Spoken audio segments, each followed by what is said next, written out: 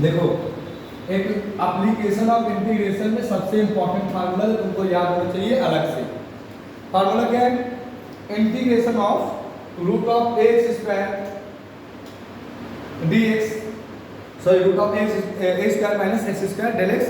इसका जो इंटीग्रेशन होता है x/2 root of a square minus x square plus a square by 2 sine inverse x upon a. तो सबसे ज़्यादा वाइडली एप्लीकेशन ऑफ इंटीग्रेशन तुम्हें पता होना चाहिए। दूसरी चीज ये है इसमें तुम्हें पता होना चाहिए कुछ बेसिक से ग्राफ। क्या पता होना चाहिए? कुछ बेसिक से ग्राफ तुमको पता होना चाहिए। और दूसरा एरिया अंडर द कर्व का बेसिक सिग्निफिकेंस क्या है, मतलब क्या है, फील्ड क्या है, सेंस क्या है, इंटीग्रेशन क्यों पढ़ रहे हैं। तो भाई साहब समझने का प्रयास करो। देखो एक एक्सिस है तुम्हारी, मान लेते हैं एक्स, इसको हम लोग बोल देते हैं एफ ऑफ एक्स। इसी को कुछ समय के लिए हम बोल देंगे यहाँ पे वाई। ठीक, एक्सिस क्या है? y equals to f x. इधर को देख रहे हैं एक्स एक्सिस में कोई एफ एक्स क्या है? कोई फंक्शन है। एफ एक्स क्या है? फंक्शन है। किसका फंक्शन है? Function of x. F x क्या है? किसका फंक्शन है? एक्स का। एफ एक्स का फंक्शन है, एक्स का। एक्स का फंक्शन है। तो इसका कुछ ग्राफ ऐसे रैंडम मान लेते हैं, कुछ ऐसे ग्राफ चलेगा इसका, इधर कहीं कुछ आया होगा, है ना। अब हमको ये ग्राफ कैसा है? लाइन जैसे वेरिएबल है ना। अब इन जगह जो एप्लीकेशन ऑफ इंटीग्रेशन का पहली बार यूज आया था वो वर्क निकालने के लिए आया था न्यूटन की कैलकुलस। ठीक है, तो न्यूटन ने क्या करा था कि वर्क इसको निकाला था। बट फोर्स हमेशा कांस्टेंट है, ये बात जरूरी तो नहीं है ना। फोर्स हमेशा कांस्टेंट है, बात जरूरी तो है नहीं। तो फोर्स कभी कम हो रहा था, कभी ज्यादा हो रहा था। तो उसके लिए उन्होंने फंक्शन बनाया और उन्होंने देखा कि फोर्स और डिस्प्लेसमेंट टाइम ग्राफ का जो एरिया था वही वर्क के बराबर आ रहा था। उन्होंने एक्सपेरिमेंट करके जाया, तो वहीं से उन्होंने कैलकुलस और एप्लीकेशन ऑफ इंटीग्रेशन हमारा आता है। जो एप्लीकेशन ऑफ इंटीग्रेशन है फिलहाल जो पढ़ने जा रहे हैं, एप्लीकेशन ऑफ इंटीग्रेशन वो एक्चुअली है एरिया अंडर द कर्व। हमें कौन सा पढ़ना है यहाँ पे? Area under the curve. बहुत बेसिक बेसिक चीजें हैं, सीख लेंगे दो तीन चीजें आ जाएगा, है ना। तो देखो एक ये फंक्शन का ग्राफ है फिक्स, है ना। इसमें हमको ए से लेके बी रेंज के बीच का निकालना है एरिया। ठीक है, हमको ए से लेके बी तक का क्या निकालना है? एरिया। ठीक, तो एक तो बात तुम ऐसे कह सकते हो, दूसरा है तुम ग्राफ ऐसे बना सकते हो कि मान लो कि तुम्हारा ग्राफ कुछ ऐसे चल रहा है और तुमको लिमिट लेनी है y1 से लेके y2 तक। इसको कह लो b, इसको कह लो a। इन दोनों बातों में अंतर क्या है? देखो पहले वाले केस में हम क्या करेंगे कि लिमिट लेंगे a से लेके b तक, और दूसरे वाले केस में क्या करेंगे? उसमें भी लिमिट लेंगे a से लेके b तक। साफ अंतर क्या है? चलो जान लेते हैं। इसमें हम लोग लिखेंगे y dx और इस ग्राफ में हम लोग लिखेंगे x dy। ठीक है, इसका मतलब क्या है? y is a function of x। y किसका फंक्शन है? x का। इसका मतलब कि हम x की अलग अलग वैल्यूज देंगे, उसके लिए हमें y की अलग अलग वैल्यूज मिलेंगी। लेकिन जब हम कहते हैं कि x dy, इसका मतलब हम x की अलग अलग वैल्यूज, सॉरी y की अलग अलग वैल्यूज के लिए x की अलग अलग वैल्यूज होंगी। इसको हम लोग क्या बोलेंगे? x dy। ठीक, कहां से कहां तक एरिया निकालना है? a से लेके b तक। ठीक, तो हम ऐसा ही क्यों करते हैं, यही क्यों लेते हैं? चलो समझते हैं इसको। देखो भाई, ये तुमने ले लिया एक तो कोऑर्डिनेट एक्सिस, इधर कह दिया fx और इधर कह दिया x। तुमने रिजल्ट से ऐसे करके ग्राफ बनाना है। तुमने इसमें बहुत पतली सी, ठीक है, बहुत पतली सी मान लेते हैं इस पॉइंट पे x की वैल्यू 2 होगी। मान लेते हैं इस पॉइंट पे x की वैल्यू कितनी है? 2। तो इस समय जैसे ही f ऑफ 2 कहोगे तो तुम्हें सर्टेन हाइट मिल जाएगी। क्या मिल जाएगी? Certain height. इसको बोल दो f ऑफ 2। इस सर्टेन हाइट को क्या बोल दो भाई? f of 2। और ये जो तुम्हारी स्ट्रिप है ये लगभग स्ट्रिप का शेप कैसा है? रेक्टेंगुलर है। कैसा है? और ऐसे ही छोटे छोटे छोटे छोटे छोटे कितने रेक्टेंगल बने होंगे? इनफिनाइट रेक्टेंगल बन रहे। कैसे? कितने?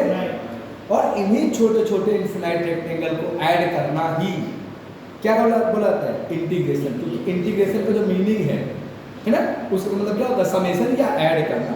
Addition of very smallest individual unit is called integration, है ना।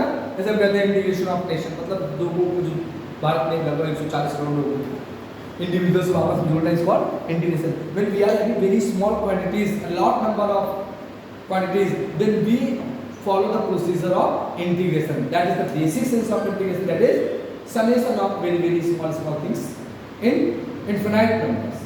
मतलब छोटे जो है ना, तो infinite numbers जो है उनको ऐड करना ही क्या है, इंटीग्रेशन। ठीक है, तो देखो अब इसकी लेंथ कितनी हो गई साहब, f of 2 हो गई। f of 2 को इन जनरल क्या बोल दिया हमने, f of x बोल दिया। f of x का मतलब क्या है, y एक्सिस से है। इसकी विड्थ कितनी है, तो साहब इसकी विड्थ है very small, that is del x. इसकी विड्थ कितनी है, डेल एक्स। ठीक है, अब इसकी लेंथ कितनी है साहब, y है। विड्थ कितनी है, डेल एक्स है। तो एरिया ऑफ रेक्टेंगल क्या होता है, लेंथ इनटू ब्रेड्थ होता है ना। तो आगे ना area of rectangle length into breadth. सब ऐसे एरिया कहां से कहां तक, तो भैया a से लेके b तक। कहां से, a से एक कोई पॉइंट होगा, कहां तक जाएंगे, b तक जाएंगे। तो ऐसी स्ट्रिप्स कहां से कहां तक लेनी है, a से लेके b तक। तो ये हो गया इंटीग्रेशन का representation area under the curve. ये क्या हो गया, रिप्रेजेंटेशन ऑफ इंटीग्रेशन या एरिया अंडर द कर्व। ऐसे हो गया।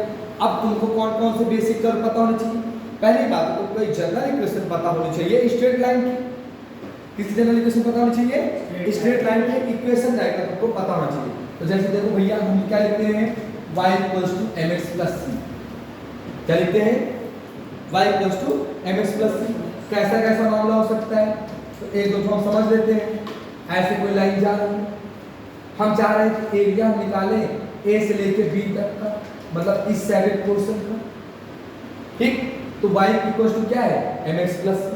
हुआ कुछ लाइक y को मान लेते हैं कि y = 2x + 3। ठीक, तो हमें क्या कर देना, हमें कहना भैया हमें इंटीग्रेशन करना है किसका, 2x + 3 का।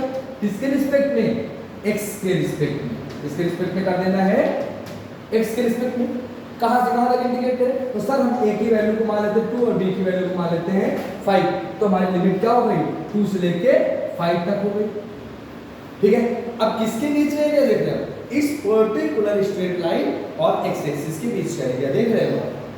ठीक है, कहां का एरिया देख रहे हो, ये पर्टिकुलर लाइन और इस एक्स एक्सिस के बीच का एरिया जो ये वाला रीजन है, इसको तुम क्या कर रहे हो, निकालना चाह रहे हो।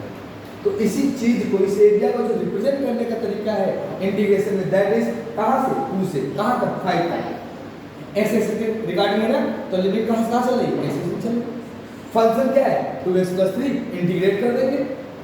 अब इसका इंटीग्रेशन तो आता है, वो पार्ट ऑफ इंटीग्रेशन है। ठीक है, अब इसको एक छोड़ते हैं।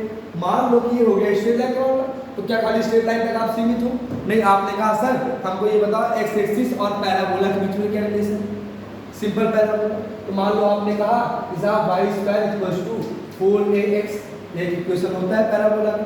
हमने कहा कोई दिक्कत नहीं, देखो भैया अगर इसका ग्राफ बनाओगे तो आपको ग्राफ ऐसे बनेगा। ठीक, अब जितना रीजन इस ग्राफ में अपवर्ड है, ठीक है, उतना ही रीजन कहाँ है, डाउनवर्ड भी है। और एक कह दे कि साथ में एक लाइन है जो कि है x = 5। लाइन क्या है, x = 5, मतलब यहां से लेके ओरिजिन से लेके कहां तक, x = 5 तक का हमें एरिया निकालना है। तो देखो भाई साहब, जितना एरिया इसमें ऊपर है, ठीक है, उतना ही एरिया कहाँ है, नीचे। अभी हमने जो मेथड सीखा उसमें क्या कर रहा है, कर्व और पॉजिटिव एक्स एक्सिस के बीच का एरिया निकाल पाते हैं एक बार, बताओ हम इतना एरिया निकाल पाएंगे। ठीक, तो हमें क्या चाहिए, हमें ये सिखाया गया साहब y del x, है ना, और लिमिट क्या है 0 से लेके 5 तक। तो साहब जितना एरिया ऊपर वाले रीजन में है उतना ही एरिया कहाँ है, नीचे। तो दोनों तरफ एरिया कैसा है, सेम है ना। तो हम क्या करें, 2 से मल्टीप्लाई ना कर दें, हम किससे मल्टीप्लाई कर दें, 2 से। अब y² = 4x है, इसका मतलब y की वैल्यू क्या है, √4ax, या इसी को हम कह लें y = 2 रूट ए रूट एक्स, ऐसे भी लिख सकते हैं। तो 2 रूट ए क्या हो गया, कांस्टेंट, रूट ऑफ एक्स का इंटीग्रेशन, और तुमको लिमिट रखनी 0 से लेके 5 तक। तो एक पैराबोला नहीं हो गया, पैराबोला की 4 इक्वेशन होती है, y square equals to 4x, हां, y square equals to -4x, x square equals to 4ay, x square equals to -4ay। ठीक है, और कैसा केस बन सकता है इसमें तुम्हारे लिए, ये जान लो। तो देखो, मान लो कि तुम्हारी कोऑर्डिनेट एक्सिस है, ठीक है, इसमें हमने एक सर्किल बना दिया, कोई समस्या, और सर्किल का हमने ले लिया पहला क्वाड्रेंट। तो जब कोई सर्किल का सेंटर ओरिजिन पे पड़ता है, ये सर्किल का सेंटर कहाँ पड़ता है, ओरिजिन पे, तो उसकी इक्वेशंस क्या होती है, x square plus y square बराबर आर स्क्वायर। क्या होता है, x square plus y square बराबर किसके, आर स्क्वायर। ठीक है, यहाँ से अगर देखोगे तो वाई स्क्वायर की वैल्यू क्या हो जाएगी, r square minus x square, तो वाई की वैल्यू क्या हो जाएगी, तो root of r square minus x square. ठीक है, जो कि कौन सा फॉर्म दे रहा है, integration of a square minus x square del x वाला फार्मूला आप इस पे अप्लाई कर सकते। समस्या क्या है कि ये इतनी लेंथ कितनी है, ये साहब रेडियस के बराबर है, इसके बराबर है, ये लेंथ कितनी है, रेडियस के बराबर, मतलब ये क्वाड्रेंट क्या हो जाएगा, r, 0। ठीक है, फंक्शन क्या है, ये लाइन फंक्शन है, इससे रिप्रेजेंट करोगे fx, जिसकी वैल्यू फिलहाल कितनी है, root of r square minus x square. ठीक, कहां से कहां तक लिमिट, साहब 0 से लेके r तक, लिमिट कहां से कहां तक है, कहां तक, 0 से लेके r तक इसकी लिमिट है। और क्या है मामला, और साथ जितना पहले क्वाड्रेंट का एरिया है उतने ही 3 क्वाड्रेंट और हैं, और कुल मिला के कितने क्वाड्रेंट हैं, 4।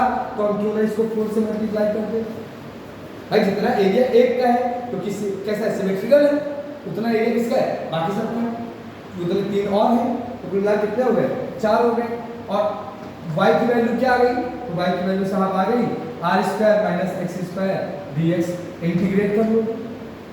ठीक, तो ये क्या करना है, सिंपल, देखो भैया हमने एक सर्किल बना दिया है, इक्वेशन है x square plus y square बराबर 16, इसका मतलब r की वैल्यू क्या है, 4, r की वैल्यू क्या है, 4।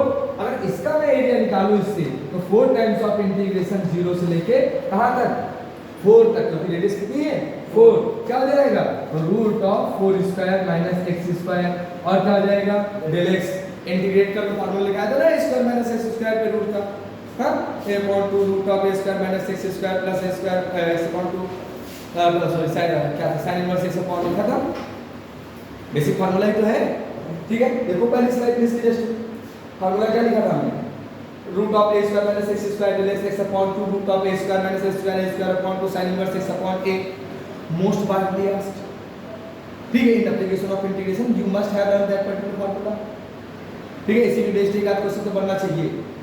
फिर आगे चलते हैं, अब मान लो कि हमने एक स्ट्रेट लाइन देखते हैं, एक देख लिया सर्किल, ठीक है, तो क्या वो ऐसा नहीं दे सकते क्या कि x square upon a square plus y square upon b square बराबर 1, ये किसकी इक्वेशन होती है, तो इक्वेशन भाई साहब एलिप्स की, किसकी इक्वेशन है, एलिप्स की।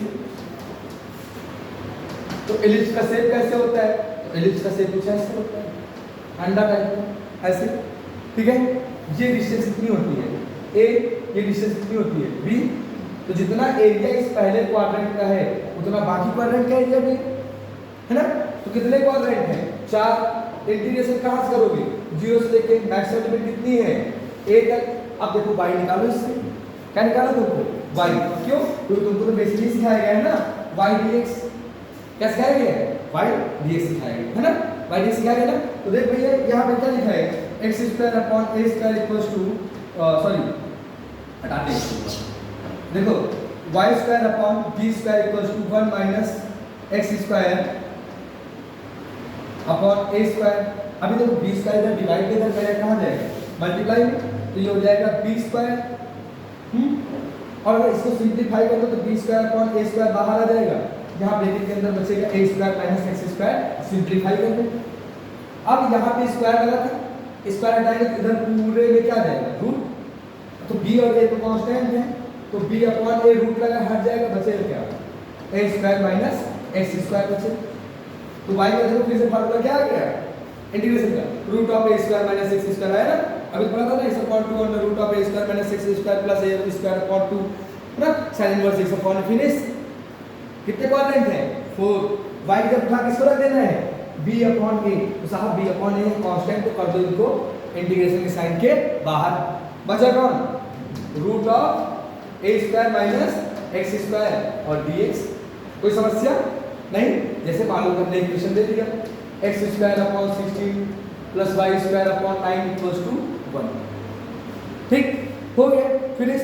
अब अगर x स्क्वायर के नीचे जो नंबर है बड़ा है उसका पैराबोला ग्राफ ऐसे बनता है, लेकिन यहीं पे अगर ऐसा हो x square upon 9 plus y square upon 16 equals to 1 तो प्रॉब्लम हो जाएगी। अब की बात कर कुछ ऐसे होता है, ठीक है, तो फिर लिमिट क्या होगी 0 से लेके 9, मामला वही है।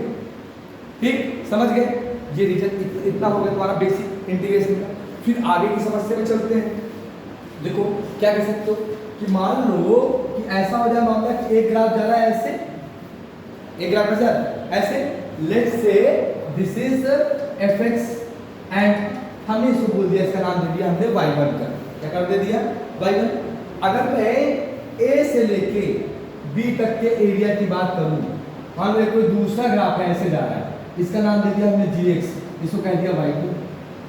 ठीक है, तो देखो पहले वाले ग्राफ के और x एक्सिस के बीच में कितना एरिया आ रहा है, पहले वाले ग्राफ और x एक्सिस के बीच का एंगल एरिया कितना आ रहा है, इतना आ रहा है।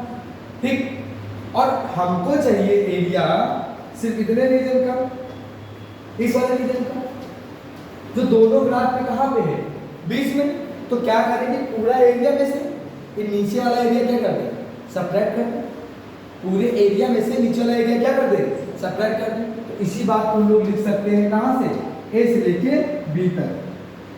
क्या कह सकते हैं a से लेके b तक। ऊपर कौन है fx, कौन है fx, जिसको मैंने क्या बोल के रखा है y1। नीचे कौन है y2, किसके रिस्पेक्ट में इंटीग्रेशन करना है del x। क्यों, क्योंकि हमने लिमिट ले रखा है along the x एक्सिस। ठीक है, तो जब लिमिट लोगे along the x एक्सिस तो लास्ट में del x लगेगा, वही लिमिट लोगे along the y एक्सिस तो लास्ट में क्या लगेगा del y। ठीक है, एक ही बेसिक रिलेशंस है, आप क्वेश्चन से करिएगा। ठीक है, बाकी कर दो। Thank you.